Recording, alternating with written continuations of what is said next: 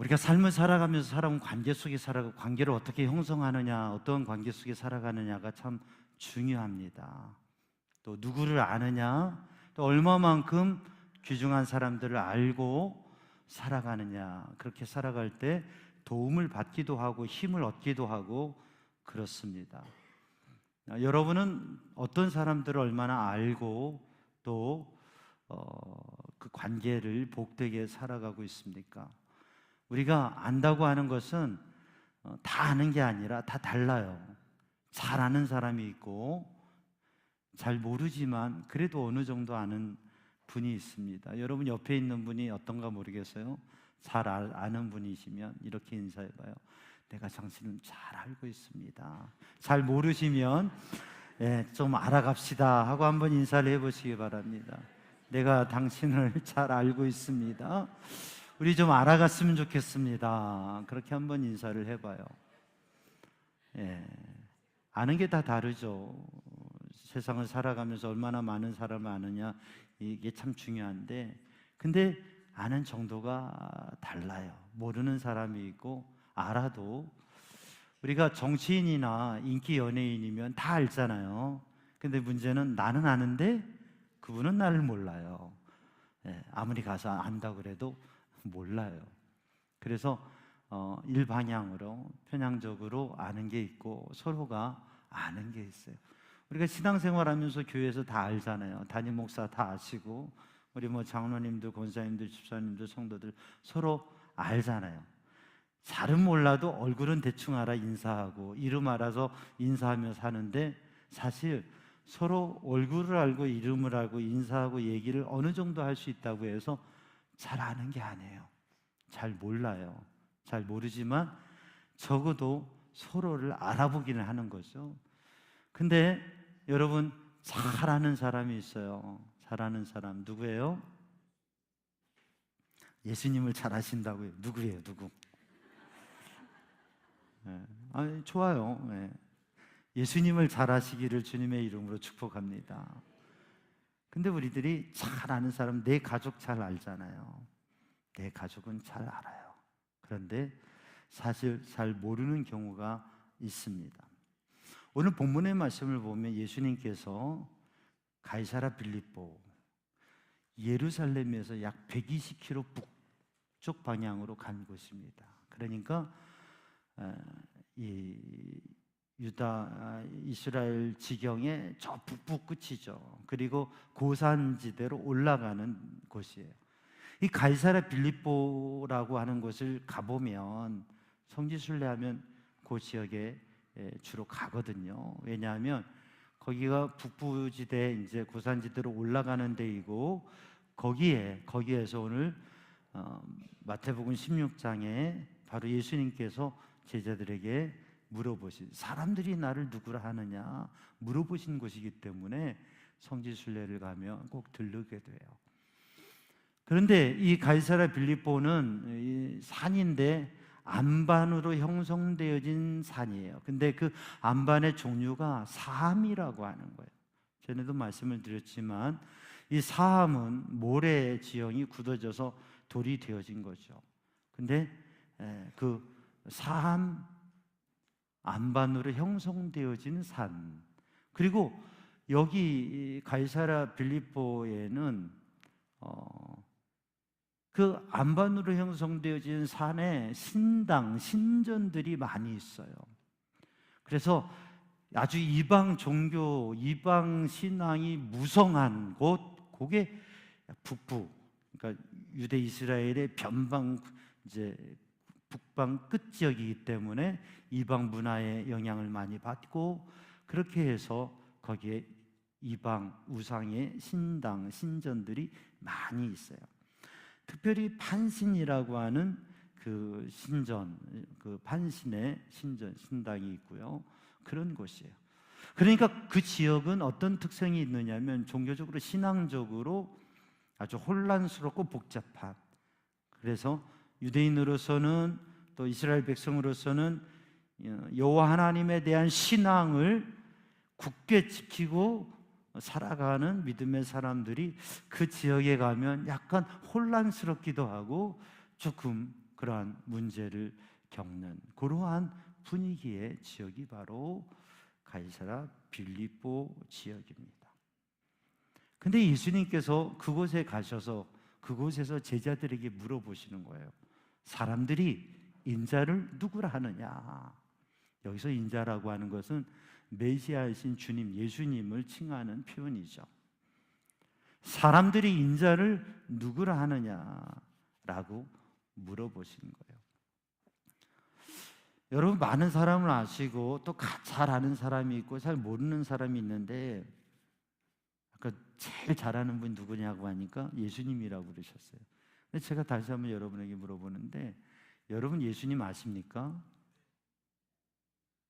의외로 일부 예배는 아멘을 자신 있게들 했는데 지금 너무 고민이 많은 것 같아요. 여러분 예수님 아십니까? 알지요. 예수님 모르는 사람이 여기 있겠어요. 오늘 전도돼 가지고 처음 온 분은 예수님이 누군가 하겠지만, 여기 예배드리는 우리 삼명중앙 성도들, 또 특별히 오늘 우리 교회를 방문한 분이 있다고 해도 이 예배에 참여한 분이 예수님을 모르겠어요? 예수님 알죠. 여러분, 교회에 나오지 않고 길을 걸어가다가 길거리에서 사람을 만났어요. 전혀 모르는 사람이에요. 교회 안 다니는 사람들한테 예수님을 아십니까? 물어보면 뭐라고 대답할까요?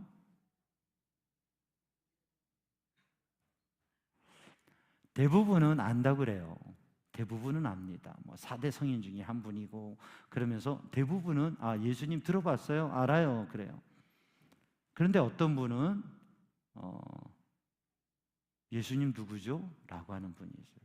한 집사님이 전도를 하는데 길거리에서 전도지 나누면 전도하는 거예요. 안녕하세요, 예수님 믿으세요? 안녕하세요, 예수님 믿으세요? 안녕하세요, 예수님 믿으세요? 하고 전도지를 내밀었는데 한 젊은 분이 동그랗게 쳐다보더래요. 그러면서 반문하더래요. 그런데요, 예수가 누구예요? 라고 물어보더래요. 근데 그 순간 이 집사님이 할 말이 없더래요. 예수 믿으세요라고 전도지를 내밀었는데 예수가 누구예요? 라고 하는데 순간 할 말이 없대요. 무슨 말을 해야 될지를 모르겠더래요. 여러분, 만약에 누군가 여러분에게 예수가 누구예요? 그러면 여러분 말할 수 있죠? 5명만 아멘. 이게 사람이 준비되고 정리되지 않은 질문을 갑자기 받으면 당황스러워서 말을 못하는 것이기도 하죠. 예수님 정말 몰라서 그렇겠어요? 알겠죠. 근데 이분은 고민이 생긴 거예요. 예수님을 내가 어떻게 설명하지? 내가 믿는 예수님을 예수님 믿으라고 그랬는데 누구냐고 하니까 딱 말을 못했다고 하는 거예요. 이처럼 교회를 안 다니는 사람들 대부분은 사실 예수님을 알아요. 예수라고 하는 이름을 알아요. 근데 사실 그 사람이 물어봤던 것처럼 예수님을 사실은 모르는 거예요. 예수님의 이름만 들어봤지 예수님을 모르는 거예요. 그래서 그분은 어찌 보면 정말 관심을 가지고 질문을 한 거죠. 예수라는 분이 도대체 누군데 나한테 믿으라고 하는 거냐고. 사랑하는 성도들, 교회를 안 다닌 분들도 다 예수님을 안다고 생각해요. 그러나 예수님을 알지 못하는 경우가 많고 모르는 분도 있습니다. 교회를 다닌 분들은 다 수년 수십 년 예수님을 믿는다고 했고 지도 들었고 성경도 읽고 그래서 예수님을 잘 안다고 생각해요. 그런데 오늘 본문의 말씀을 바라보면서 우리가 정말 예수님을 아는지, 우리가 안다고 하는 게 그냥 모르면서 안다고 하는 건지, 예수님을 일부 알고 안다고 하는지, 아니면 예수님을 정말 우리들이 알고 있는지 한번 마음에 점검해 보고, 그리고 예수님을 고백하는, 그리고 예수님을 전할 수 있는 믿음의 사람이 되기를 주님의 이름으로 축복합니다.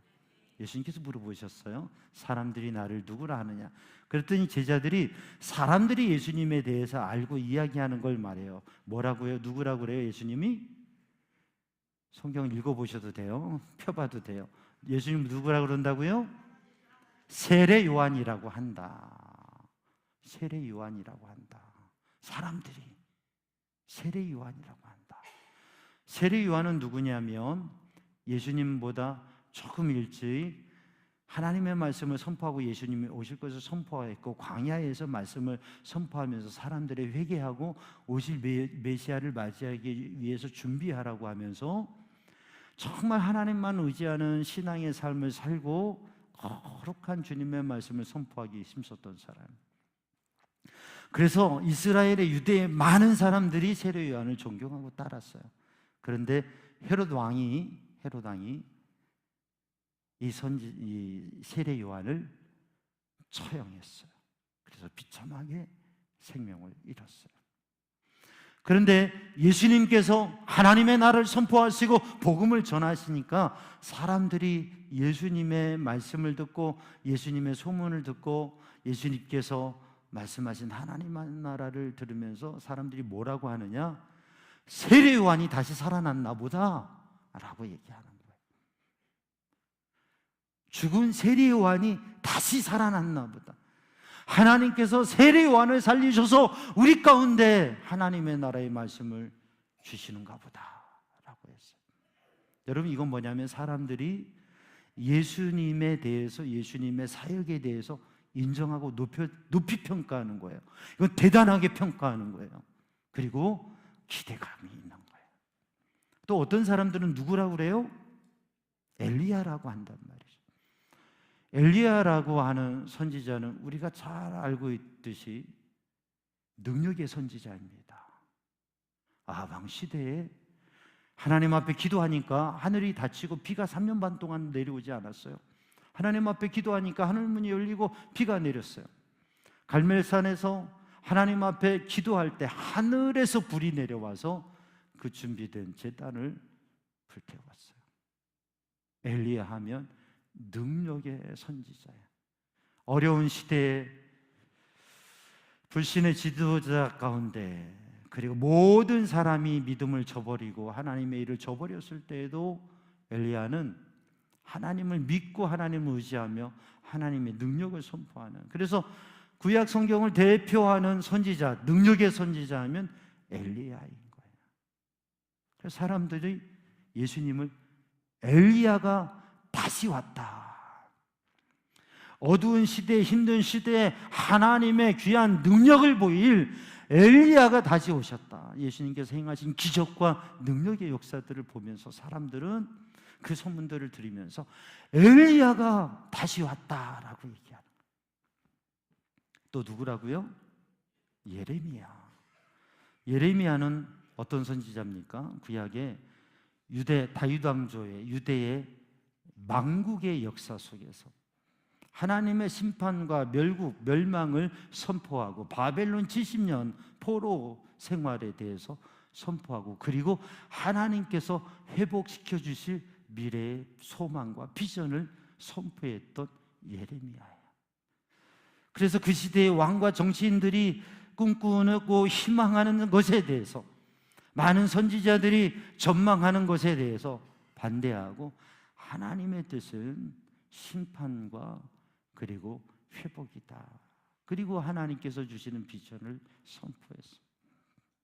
고통과 괴로움 속에 눈물을 흘리면서 진정하는 회개를 하고 하나님 앞에 서라고 하는 예레미야의 선포, 그리고 모든 사람이 죽고 포로로 잡혀갈 때 하나님께서 그를 자유케 하시고 복되게 하신 그 예레미야를 바라보면서 이 어두운 시대 속에서 정말 하나님의 심판과 그리고 하나님께서 주시는 비전을 선포하시는 이 예수님의 말씀들을 들으면서 사람들은 예레미야가 다시 태어났다, 그렇게 700년 전에 예레미야가 지금 다시 이 땅에 왔다라고 선포하는 것입니다.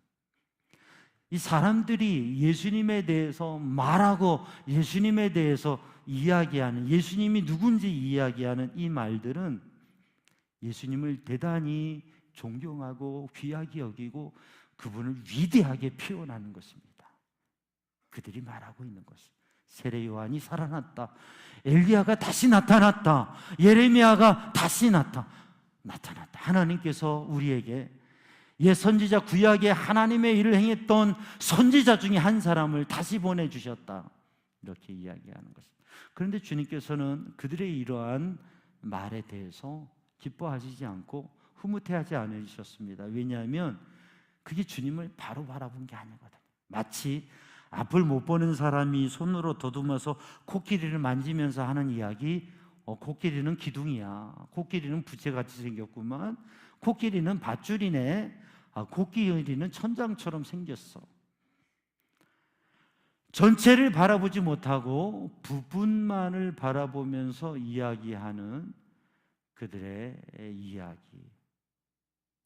이야기들을 보시면서 주님께서는 만족해하지 않으셨습니다.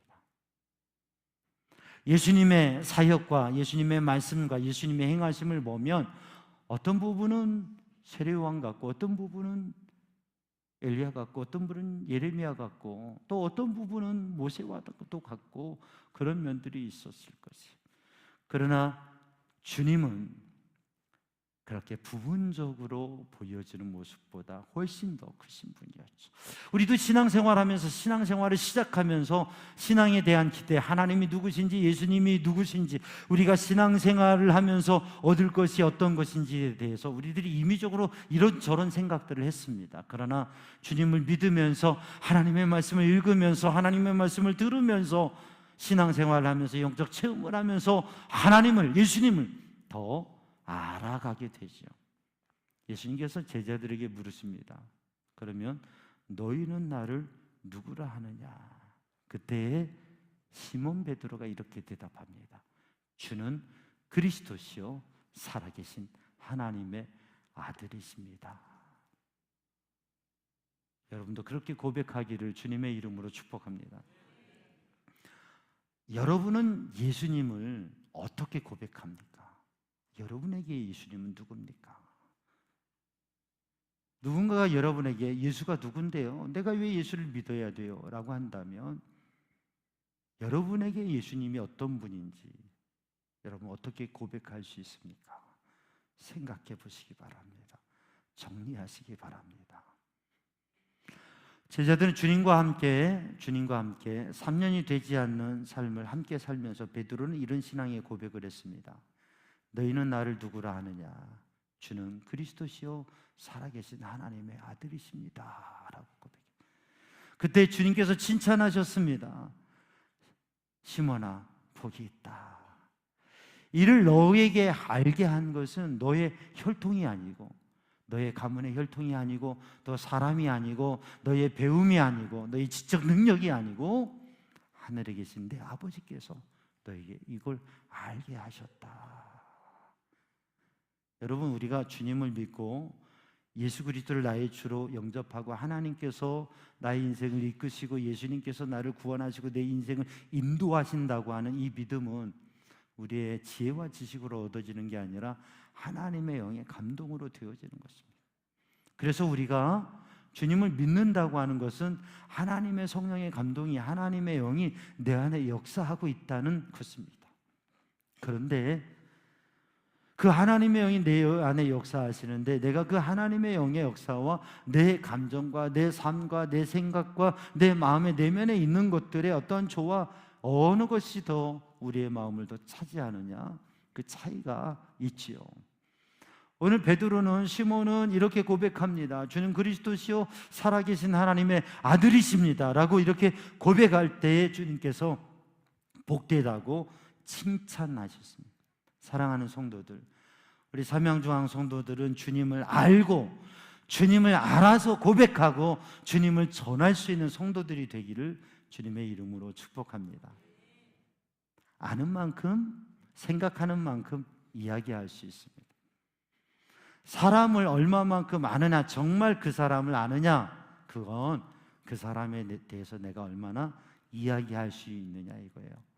누구 아세요? 알지요. 그분 어떤 분이에요? 알긴 아는데 뭐라 말할 수는 없네요. 아는 거예요, 모르는 거예요? 모르는 거잖아요.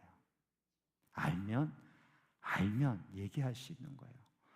여러분, 사람이 살아가면서 가장 얘기가 나와서 말이 되면 아주 자신 있게 얘기를 많이 하는 게 있어요. 누구에 대한 얘기예요? 남편에 대한 얘기라고요? 아내에 대한 얘기라고요? 자식 자랑하면 뭐라고 그래요? 글쎄 뭐라고 그래요? 그런데 이런저런 얘기하다가 자식 얘기 나오면 자식 얘기를 막 해요. 애가 이렇고 저렇고 좋은 얘기를 주로 많이 하죠. 흠이 있어도 왜냐하면 자식을 가장 잘 알기 때문에 그래요. 부모가 자녀를 잘 알기 때문에 자식에 대한 얘기가 나오면 막 얘기하게 돼요. 좋은 점들을, 장점들을, 또 사랑하는 마음. 근데 부모가 자녀를 잘 알아요. 물론 가끔은 이게 내 새끼 맞나 그럴 때도 있지만 부모가 자녀를 잘 아는 거예요. 왜 잘 알아요? 사랑하기 때문에. 온통 눈이, 관심이, 생각이 자녀에게 있는 거예요. 부모들은 그렇습니다. 그러니까 사랑하기 때문에, 그리고 많이 생각하기 때문에, 많이 보기 때문에 가장 가까이 하기 때문에 부모가 자식을 많이 하고 자식에 대한 이야기를 즐겁게 얘기하게 되는 것이에요. 여러분, 우리가 예수님을 잘 안다면, 예수님을 정말 잘 안다면, 여러분 누구를 만나든지 기회가 있으면, 어쩌다 신앙, 종교 얘기가 나오면, 인생의 고민을 누군가 얘기하면, 누군가가 아픔을 얘기하면, 누군가가 삶의 방향을 얘기하면 그 순간 우리는 그래요? 그래서 예수님을 한번 믿어보세요. 예수님 알아요? 예수님 어떤 분인 줄 알아요? 예수님 이런 분이에요. 예수님 나에게 이렇게, 예수님께서 나를 이렇게 도우셔서, 하나님께서 이렇게 역사하셔서 나 하나님 때문에 살아요. 하나님을 알면, 예수님을 알면 알수록 믿음을 가지게 되고, 하나님의 사랑을 받고 하나님의 은혜를 입은 믿음의 사람들이 하나님을 사랑하고 예수님을 사랑하고 예수님을 알고 믿으면, 그러면 우리들의 입술에는 예수님을 향한 고백이 있게 된다고 하는 거죠. 제자들에게 주님께서 물어보셨어요. 너희는 나를 누구라 하느냐? 그런데 제가 생각하기에는 다른 12제자 중에 다른 11제자도 베드로와 똑같은 믿음을 가졌을 거라고 생각해요. 여러분도 그렇게 생각하시죠? 잘 모르는 일이지만 여러분 긍정적으로 생각해야 돼요. 신앙생활도, 교회도 긍정적으로 생각해야 돼요. 꼭 나머지 11제자는 믿음도 없었어, 꼭 굳이 그럴 필요 없어요. 성경에 기록되지 않은 거 가능한 긍정적으로 생각하면 좋겠어요. 그런데 왜 제자들이 믿음이 없었겠습니까? 주님을 향한 고백이 없었겠습니까? 그런데 다른 제자들은 머뭇거리고 있는 순간 시몬은 고백한 거예요. 사랑하는 성도들, 주님을 더 알고 주님을 더 사랑하고, 그래서 주님을 고백할 수 있는 성도들이 되기를 주님의 이름으로 축복합니다. 우리가 인생을 살아가면서 지피지기면 백전백승이라고 그러잖아요. 자기 자신을 알고 대상을 잘 알아야 돼요. 근데 우리가 신앙생활하면서 내가 죄인이고 연약하고 나에게 얼마나 주님의 은혜가 필요한지 이걸 잘 알아야 되고요. 또 예수님이 어떤 분이신지, 예수님 십자가 보혈과 주님의 사랑과 은혜와 그 구원의 능력을 잘 아는 믿음의 사람이 되기를 주님의 이름으로 축복합니다. 그리고 그 주님을 잘 아는 만큼 이렇게 고백할 수 있는, 시몬처럼 고백할 수 있는 우리 성도들이 되기를 주님의 이름으로 축복합니다. 이렇게 베드로가 고백할 때 주님께서 칭찬하세요. 너는 복이 있다 칭찬하시고, 하나님께서 알게 하셨다 말씀하시고, 이렇게 말씀하십니다. 시몬에게 이름을 지어줘. 사실 베드로, 우리가 잘 알고 있는 베드로는 원래 이름이 시몬이었고 평생 시몬으로 살았습니다. 근데 오늘 본문 말씀에서 예수님께서 시몬의 이름을 베드로로 지어주신 거예요. 너는 베드로다, 너는 반석이다. 그리고 이 반석 위에 교회를 세우리니, 베트로스 반석이라고 말씀하셨어요. 시몬에게. 그 반석은 단단한, 커다랗고 단단한 바위인데, 그 반석은 어떤 의미예요? 그 반석은 단지 단단하기 때문에 너의 단단하고 굳건한 믿음, 그 믿음만을 말씀하신 것이 아니라 예수님께서 가이사랴 빌립보에서 말씀하시는 이 반석이라고 하는 의미는 다양한 반석이 있는데 사한 반석이에요. 보통 반석이라고 하면, 바위라고 하면 물을 부으면 물이 들어갑니까? 안 들어갑니까? 잘 물을 흡수하지 않아요. 근데 사함의 특징은 물을 흡수해요. 그리고 물을 흡수하면 더욱 강해집니다. 그게 사함의 특징이에요.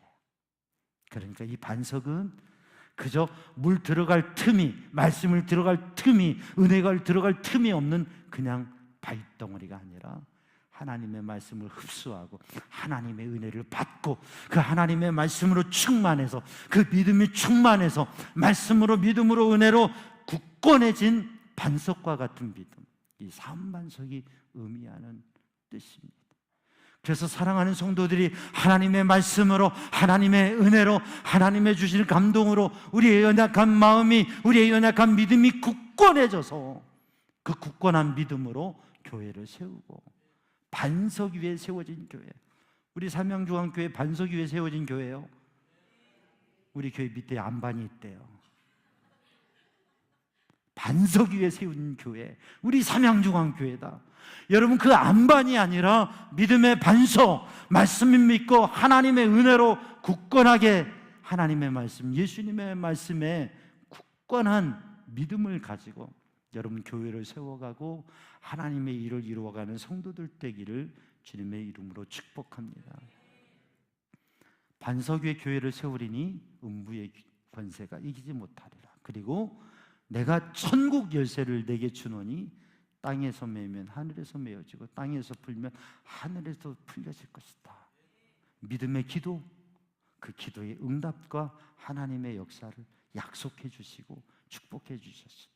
오늘도 우리들이 믿음으로 기도할 때에 닫혀진 문이 열려지고, 열린 문이 닫혀지고, 믿음으로 기도할 때 하나님의 치유의 역사가, 믿음으로 기도하면, 믿음의 기도는 병든 자를 일으키리니 믿음의 기도의 능력과 역사를 신뢰하는 성도들 되기를 주님의 이름으로 축복합니다.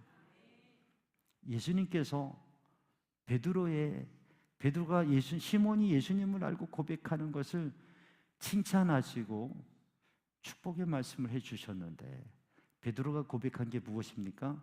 주는 그리스도시요 살아계신 하나님의 아들이십니다. 주는 그리스도시요 살아계신 하나님의 아들이십니다. 이 신앙 고백은 초대교회의 중심이 되고, 또 우리 복음의 중심, 교리의 중심이 되는 말씀이에요. 그래서 초대교회 예루살렘 교회와 로마 교회, 초대교회의 상징이 무엇이 있는지 아세요? 신앙의 상징, 교회 공동체의 상징이 무엇이 있는지 아시죠? 뭐예요? 네, 그림을 잘 보시. 물고기예요. 물고기 모양. 그래서 초대교회에서 이 환란의 시대, 핍박의 시대 숨어서 믿음의 사람들이 집 앞에다, 내가 신앙인이라고 하면 물고기 그림을 그려놓으면 여기 믿음의 사람이구나. 집회 장소, 예배 모임을 모이는 집 앞에 물고기 그려놓는 거예요. 그러면 몰래 거기 가서, 그리고 로마의 카타콤 지하 무덤이 있잖아요. 지하에 아파트 같은 무덤들이 있어요. 깊은. 그래서 잘못하면 찾아오질 못해요. 안내자를 따라서 지도를 보고 잘 이렇게 가야 돼요. 그런데 거기에서 은밀하게 예배하며 거기에서 평생을 살면서 하나님 앞에 예배하고 신앙을 지켜간 사람들이 있어요. 그들이 그 시대에 보여지는 이 물고기는 히브리인들에게 생명과 하나님의 생명과 은혜라고 하는 의미를 가지고 있고, 그리스어로, 히랍어로 말하면 익투스라고 해요. 이 익투스는 히랍어로 예수 그리스도, 데우 히오스 소테르라고 하는 것인데, 예수 그리스도, 하나님의 아들 구세주라고 하는 이 단어의 축약형이 익투스예요. 그러니까 오늘 본문에 이 시몬의 고백, 베드로의 고백, 시몬 베드로의 고백이 바로 예수님을 잘 알고 믿고 고백하는 고백이고, 이게 교회의 초대교회 신앙 고백이고 오늘 우리 교회의 신앙 고백의 중심인 것입니다. 예수 그리스도, 주님은 그리스도시라고 하는, 그리스도는 구약의 히브리어는 메시아입니다. 메시아는 하나님의 보낼 구원자인데, 하나님의 구원자, 하나님의 사역자, 하나님의 거룩한 일을 감당하는 사역자 세 사람을 기름 부었는데 그게 왕제사장 선지자예요. 근데 기름 부음을 받는 자 메시아, 진정 하나님의 나라를 세우고 하나님의 통치와 하나님과의 관계 회복과 하나님이 주시는 비전을 제시하는 진정한 하나님의 구원자가 오시는데, 그 메시아를 기다리는 게 유대인 사상이에요. 근데 그 메시아, 하나님의 구원자, 그분이 예수님이시다. 그리고 그분은 한 사람으로서가 아니라 살아계신 하나님의 아들이시다. 하나님의 아들로 이 땅에 오신, 여러 사람 중에 한 사람을 하나님께서 사랑하시고 특별히 인정하셔서 세운 게 아니라 하나님의 친아들을 보내셔서 독생자가 이 세상에 탄생하셔서 우리 가운데 오신 하나님의 아들이시다. 시몬 베드로가 제자들이 예수님을 만나고 예수님의 택함을 받아도 12제자로 또 제자로 살아가면서 주님의 말씀을 듣고 주님의 행하심을 보고 주님과 함께하면서 이걸 깨달은 거예요. 이분이 하나님의 아들이시다. 이분은 완전한 사람으로 오셨지만 하나님의 아들이시다. 이분이 바로 하나님이셔서 우리를 완전히 구원하시는 능력의 주님이시다. 이 믿음을 고백한 것이죠. 사랑하는 성도들, 우리 모든 성도들에게 이 믿음이 있기를 주님의 이름으로 축복합니다. 제자들은 3년이 되지 않은 때에 이렇게 주님을 알고 고백했어요. 적어도 우리들이 신앙생활을 3년, 5년, 10년, 20년, 30년 했다고 한다면 그 주님을 고백하고 그 주님의 뜻대로 사는 성도들이 되기를 주님의 이름으로 축복합니다. 근데 주님의 제자들과 다르게 우리는 3년, 5년, 10년, 20년, 30년 많은 시간이 걸리기도 해요. 주님을 깊이 알고 경험하고 고백하는데, 왜냐하면 제자들은 주님을 직접 배웠고 주님의 말씀을 직접 들었고 주님께서 행하시는 것을 직접 보았기 때문에 주님이 직접 말씀하시는 그 말씀을 들었어요. 물론 대부분 깨닫지 못했지만 주님이 행하시는 기적을, 놀라운 기적들을 직접 보았어요. 물론 대부분 그때의 그 의미를 잘 알지 못했지만 그래도 주님과 함께하며 주님을 만나고 주님을 알았다고 하는 거죠. 그리고 예수 그리스도의 제자로 주님을 증거하는 삶을 살았다고 한다면 우리 삼양중앙 성도들이 오늘 이 시대 속에서 주님을 다시금 경험하고 성령의 은혜와 지혜 속에서 예수 그리스도 나의 구세주, 저는 그리스도시요 살아계신 하나님의 아들입니다. 이 믿음의 고백이 우리 성도들에게 있고 이것을 여러분 각자의 고백과 언어로 예수님은 이런 분입니다 라고 그렇게 누구에게든지 증거할 수 있는, 그리고 그렇게 믿음을 고백하는 여러분을 칭찬하시는 주님의 음성을 듣기를 주님의 이름으로 축복합니다. 기도하겠습니다.